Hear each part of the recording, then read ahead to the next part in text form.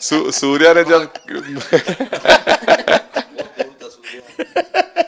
सूर्या ने कैच पकड़ा, हम सबका फर्स्ट रिएक्शन हम लोग सबने सेलिब्रेट कर दिया।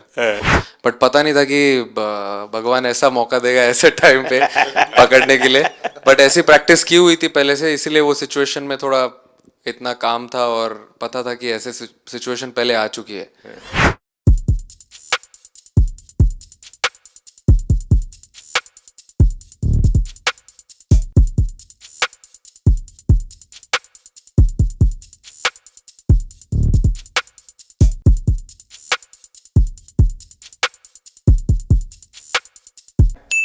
इस पल के पीछे आपका मन को जानना चाहता हूँ।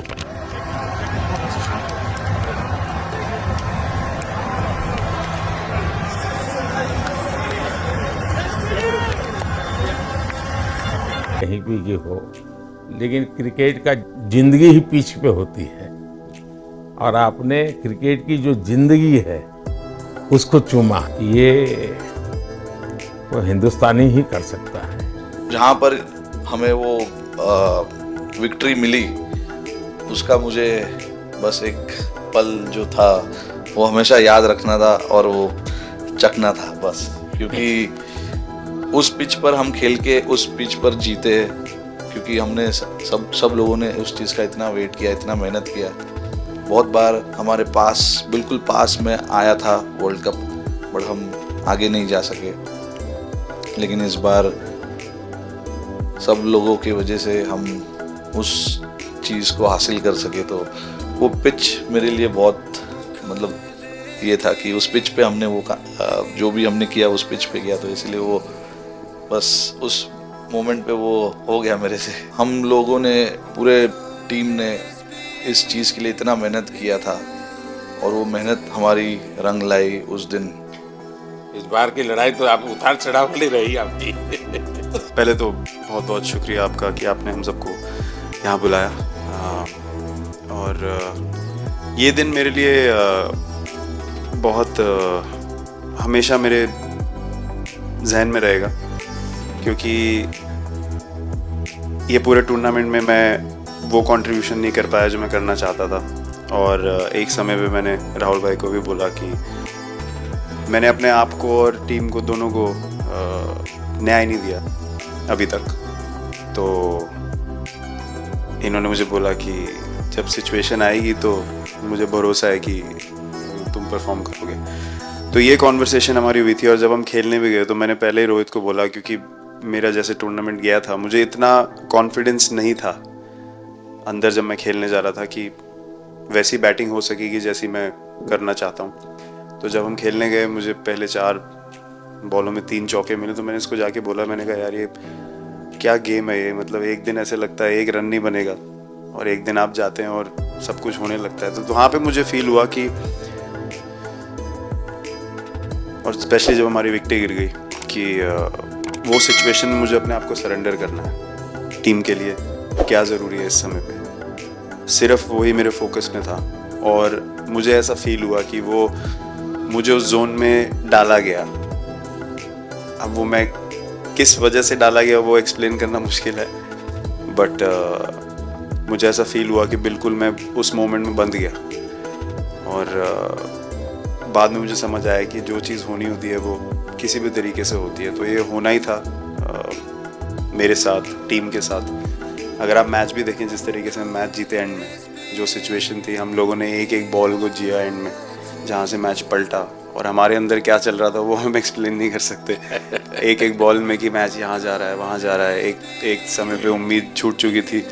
उसके बाद हार्दिक ने विकेट लिया, उसके बाद एक बॉल करके वो एनर्जी फिर बनी।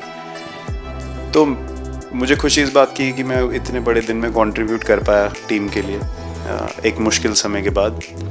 और वो पूरा दिन जैसे गया हमारा, और जिस तरीके से हम जीते, जैसे मैंने बोला, वो मैं कभी नहीं भुला पाऊँगा अपनी ज़िंदगी में। तो मुझे बस खुशी थी कि मैं टीम को उस जगह तक ले जा पाया जहाँ से हम मैच को जीतने की कोशिश कर सकते। ये सबको लग रहा था विराट कि टोटल आपका 75 और बाद में एकदम 76।